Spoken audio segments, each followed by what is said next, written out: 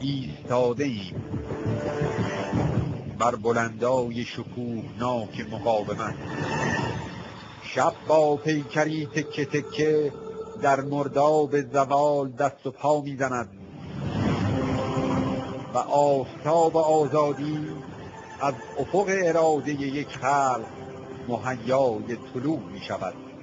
در برهوت استبداد و اختناق آن عشق به آزادی که وجود انسانی را تسخیر می‌کند ماییم. در تیرگی دروغ و ریا و بیگانگی آن صدا و صداقت که راه مقاومت را می‌گشاید ماییم.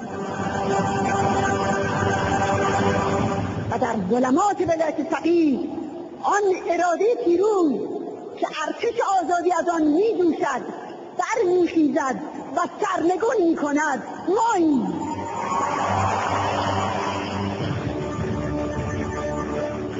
ستاره وار به پیشواز سپیده می‌رویم، هزار اشرف ایستاده.